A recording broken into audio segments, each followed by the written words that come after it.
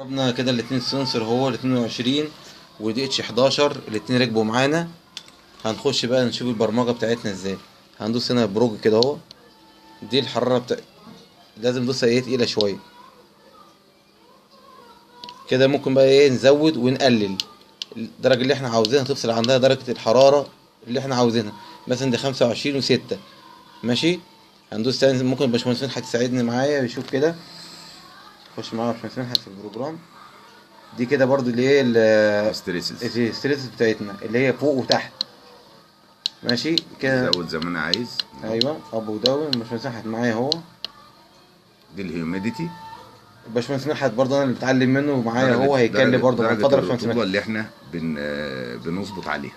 دي درجه الرطوبه اللي احنا بنشغل عليها الكنترول. انا عندي خارج هنا 2 ريليه ماشي بتحكم فيهم. دي درجه تمام. الرطوبه اللي انا بظبطها برضه، ازودها وانقصها. وده الاستريسز بتاعت الرطوبه. تمام ماشي. ده تايمر اوبشن موجود في الجهاز للتقليب. انا كده ده منت، لان دي منت يبدا من كام وينتهي من كام. دي كل دقيقه تمام. ماشي. دقايق وساعات. يعني انا دلوقتي لو زودت تمام دقايق، بعد ال 59 دقيقه هيجيب لي كمان ساعات. دي كده 59 دقيقه ماشي. لو انا زودت كده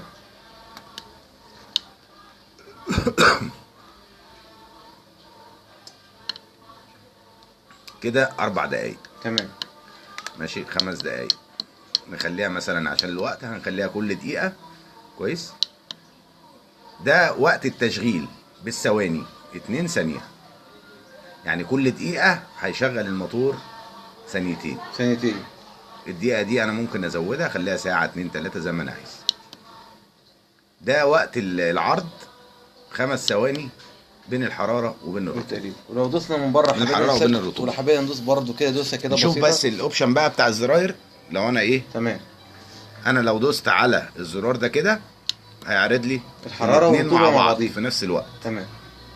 لو ادوس عليه تاني يبدأ يلف عليهم اسكان كده تمام. يروتيت عليهم ماشي. يعمل روتيشن كده، بيعرض الحرارة زي ما احنا شايفين، وكده بيعرض الرطوبة. هنبدأ نشوف السنسور بتاعنا.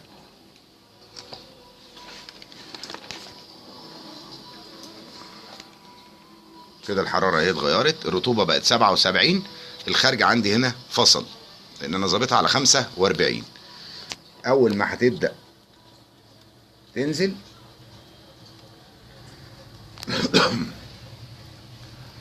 الرطوبة هتبدأ تنزل معايا. بنهوي عليها عشان ايه تنزل شوية. نمسك كده ادي السنسور اهو. تمام. نحاول نحركه اهو. نزلت الرطوبة. الرطوبة دلوقتي بقت كام؟ 30. لو زودنا شوية تاني الرطوبة هنغير الرطوبة كده بالراحة. بس 67 76. ادي الخارج ايه بتاع الرطوبة فصل ماشي. اول ما الرطوبة هتنزل بدأ الخارج لقط تاني عشان ايه يزودها حسب الدرجة اللي انا ظابطها وحسب الاستريسز. عندي التايمر لو انتم ملاحظين التايمر اشتغل ثانيتين كل دقيقة، اللي هو الريلي التاني حسب ما انا ظابط. ولو دوسنا على الزر الابيض ده ممكن يثبت ماشي كده. لو انا عايز اعرض الرطوبة بس، عايز اعرض الحرارة بس، اخليها كده واقفة كده. ولو دوست على ده هيبدأ يعرض الحرارة بس. وعايزين رطوبة بس برضه. عايز ابدل ادوس كده هبدل كده الرطوبة بس يفضل على الرطوبة. هدوس تاني يقعد على الحرارة.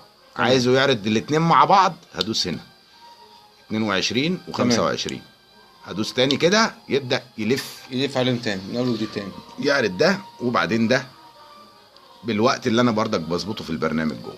وان شاء الله باذن الله برضو يوم او يومين ان شاء الله هعمل حراره بس لوحديها بدي اتش 11 واعمل برضو قصدي رطوبه دي اتش 11 واعمل رطوبه برضو دي اتش 22. دي ليها سعر ودي لها سعر. ده غالي شويه ده رخيص شويه عشان نمشي مع الناس. اللي عاوز كده ماشي اللي عاوز كده ماشي.